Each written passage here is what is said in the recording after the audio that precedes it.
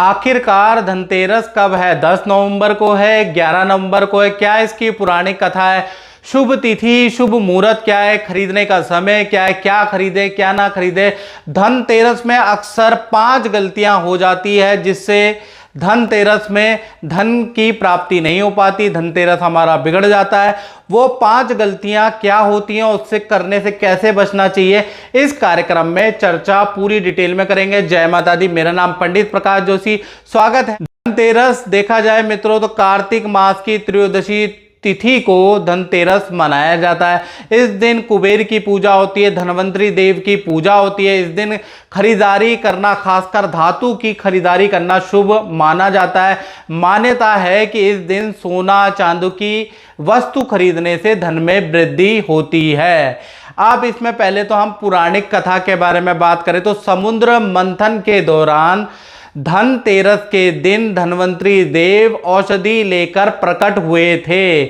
इसलिए शास्त्रों के अनुसार कहा जाता है कि पहले निरोगी काया फिर मोह माया। तो इस दिन हमको देखा जाए तो औषधि की भी पूजा यानी धनवंतरी की पूजा करनी चाहिए ताकि हमारा जो परिवार है वो बीमारी से मुक्ति बनी रहे या और हमारे घर के अंदर से बीमारी बिल्कुल निकल जाए। इसके लिए हमें धनवंतरी देव की फोटो लानी चाहिए और उनकी पूजा पाठ करनी चाहिए, या फिर आपके जान पहचान में जो डॉक्टर हैं उनको देखा जाए तो कोई गिफ्ट देना चाहिए, उनका थैंक यू अदा करना चाहिए। साथ ही साथ दूसरी कथा के बारे में बात कर लेते हैं तो राजा बलि नाम का एक बहुत शक्तिशाली चक्रवर्ती राजा होता था, जिन्होंने देखा जाए अपने बल पे, अपने पराक्रम के दम पे देवताओं से सिंहासन तक छीन लिया। तब सारे समस्त राजागण देखा जाए तो विष्णु भगवान के पास गए, विष्णु भगवान को अपनी व्यथा सुनाई और तब वामन अवतार के रूप में विष्णु भगवान आए और राजा बलि के सामने वो प्रकट हुए और उनसे उन्होंने कहा भिक्षाम दे।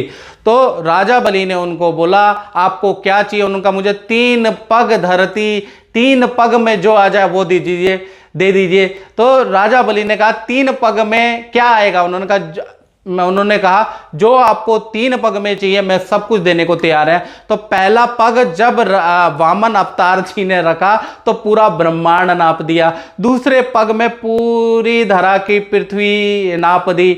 तीसरा पग खाली पड़ गया। उन्होंने क्या किया? उसको राजा बलि के सर पे रख दिया है, जिस कारण से देखा जाए तो राजा बलि का जो पूरा का पूरा जो उन्होंने छीना हुआ साम्राज्य था वो कई गुना होकर देव, इसलिए धनतेरस के अंदर कई गुना फल की मान्यताएं बढ़ गई, क्योंकि धनतेरस के दिन जो देवताओं को चीजें मिली वो कई गुना मिली राजा बलि से। तीसरी कथा के बारे में बात करें तो तीसरी कथा भी प्रचलित है।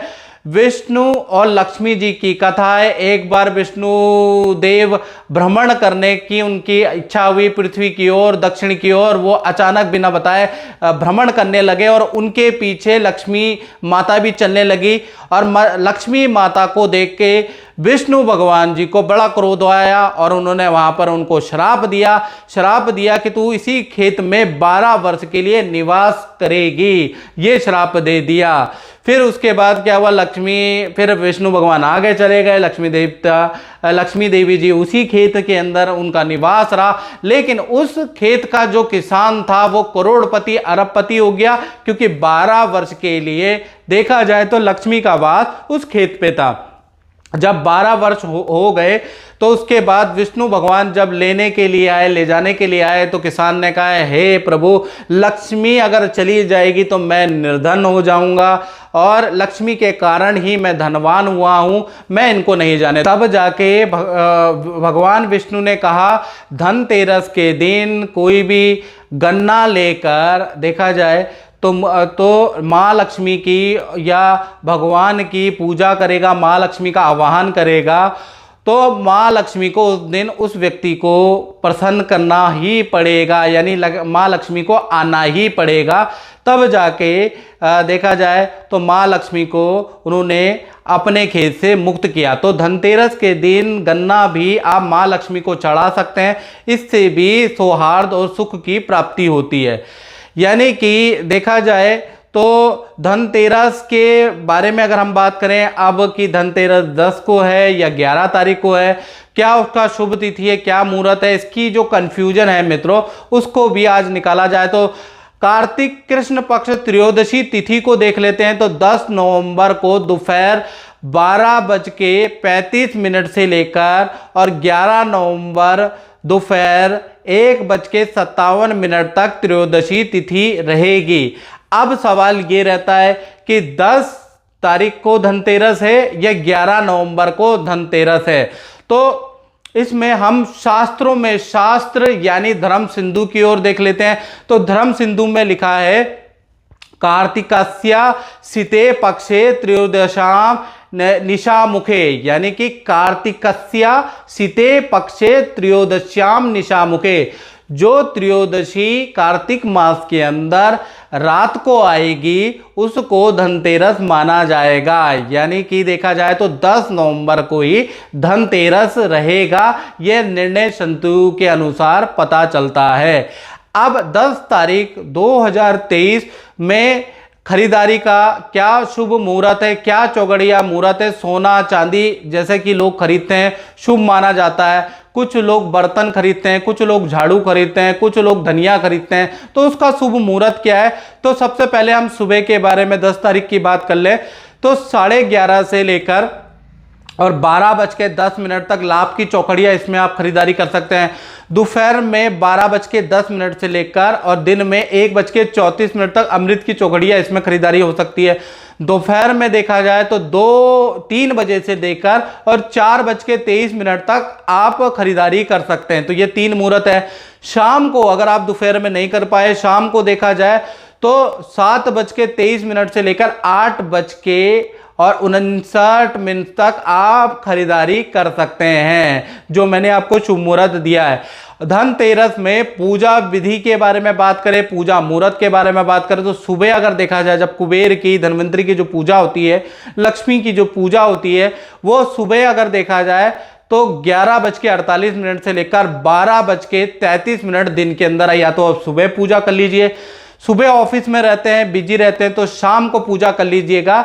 शाम को मुहूर्त है 6:08 से लेकर 8:14 तक। वृषभ लगन, स्थिर लगन में आप कुबेर की पूजा करके आप धन्वंतरी की पूजा कर सकते हैं। ये आपका शुभ मुहूर्त है, आप नोट करके रख लें। और दीपावली में यदि आप माँ लक्ष्मी की कृपा पाना चाहते हैं तो एक हमारे संस्थान ने धन लक्ष्मी कवच बनाया है, आप इसको लेकर और दीपावली में शुभ लगन में आप इसका मंत्र भी दिया गया है, कैसे विधि करनी है ये सब कुछ मैंने दिया गया है, और किस लगन में पूजा करनी है कि स्थिर लक्ष्मी आए, व्यापार वृद्धि आए, पद प्रमोशन आए, आपके घर के अंदर अष्ट लक्ष्मी का वास हो, तो ये कवच आप मंगा के और इसकी पूजा आप कर सकते हैं, पूजा और प्राण प्रतिष्ठा कर सकते हैं। जैसा कि मैं आपको दिखाना चाहता हूँ, ये हमने कवच बनाया है जिसके अंदर आप देखिएगा, इसके अंदर हमने श्री यंत्र स्थापित किया है, मेरु यंत्र है, लक्ष्मी पादिका है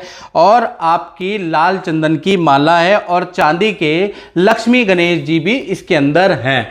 और इसका जो शुभ लगन है, शुभ लगन भी हमने दे रखा है, कौन से मंत्र से जाप करना चाहिए, किस समय मंत्र का जाप करना चाहिए, ये मेरे द्वारा ही विधि करके आपको दिया जाएगा।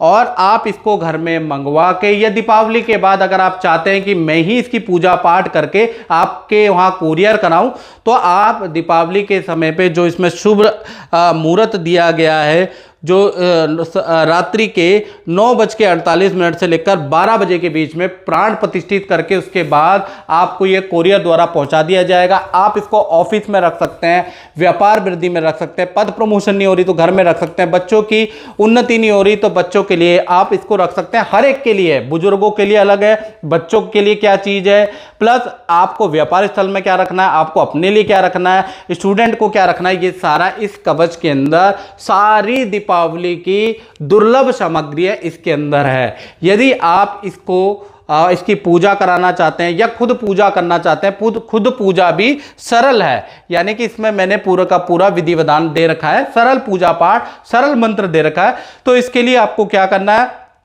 आप नंबर नोट कर लीजिए 7210124287। इस नंबर पे आप व्हाट्सएप कर लीजिएगा कि मुझे धन लक्ष्मी कवच चाहिए, तो या आप पूजा करा के लेना चाहते हैं, प्राण प्रतिष्ठित करके लेना चाहते हैं, तो भी आपको दे दिया जाएगा। तो ज़्यादातर डिटेल, ज़्यादा जानकारी 7210124287 पे आपको मिलेगी। बात करते हैं धनतेरस में किस प्रकार से पूजा करनी चाहिए, क्या विधि करनी चाहिए, इसके बारे में बात कर लेते हैं। तो सबसे पहले आपको क्या करना है कि आपको लकड़ी की चौकी पे लाल वस्त्र बिछा के, याद रखिएगा, और उत्तर दिशा की ओर आपको वो लकड़ी की चौकी रखनी है। पहले आप देख लीजिएगा कि आपके वहाँ पूरा पश्चिम उत्तर दक्षिण का है, तो उत्तर दिशा की ओर आप वो पूजा करेंगे तो ज़्यादा अच्छा है। तो वहाँ पर लकड़ी की चौकी पे लाल वस्त्र बिछा के रख दें। इसके अंदर आपको कुबेर और धनवंतरी देव की स्थापना आपको करनी है, उनका चित्र, उनकी फोटो, उनकी मूर्ति आप रख दीजिएगा।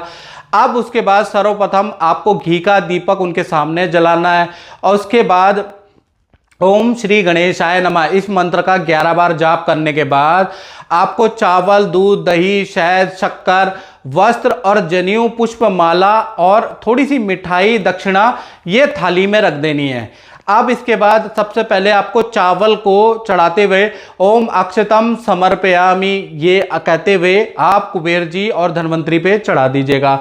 ओम पय स्नानम समर्पयामि दूध चढ़ा दीजिएगा। ओम दधि स्नानम समर्पयामि ये कह के आप दही चढ़ा दीजिएगा। ओम घृत स्नानम समर्पयामि घी चढ़ा दीजिएगा। ओम मधु स्नानम समर्पयामि शहद चढ़ा दीजिएगा। ओम शर्करा स्नानम समर्पयामि चीनी या शक्कर आप चढ़ा दीजिएगा। ओम वस्त्रम समर्पयामि वस्त्र जो आप लेके आए हैं वो चढ़ा दीजिएगा।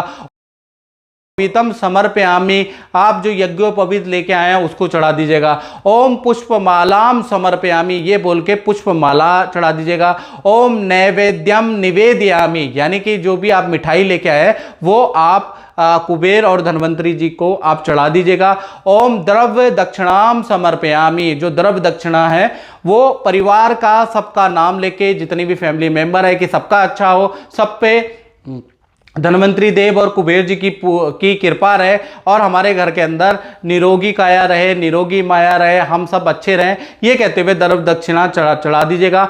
उसके बाद देखा जाए कुबेर भगवान को सफ़ेद मिष्ठान बहुत पसंद है, तो विशिष्ट पद प्रमोशन के लिए, धन वृद्धि के लिए आप जो है या व्यापार वृद्धि के लिए सफ़ेद मिठाई स्पेशल तौर से कुबेर जी को आप चढ़ा सकते हैं। साथ ही साथ हाथ जोड़ के पूरे परिवार अपने व्यापार क्षेत्र के लिए कामना आपको करनी है। अब बात करते हैं मित्रों धनतेरस में 5 ऐसी गलतियां जो आपको नहीं करनी चाहिए, उसके बारे में चर्चा कर लेते हैं। पहला, धनतेरस में हमेशा आप नई झाड़ू का प्रयोग आपको करना चाहिए। धनतेरस के दिन नई झाड़ू का प्रयोग करने से घर के अंदर क्लेश और अशांति दूर हो जाती है। तो घर के अंदर धनतेरस के दिन आपके 3 फ्लोर हो, 1 फ्लोर हो या दुकान हो तो नई झाड़ू से उसकी सफाई करें।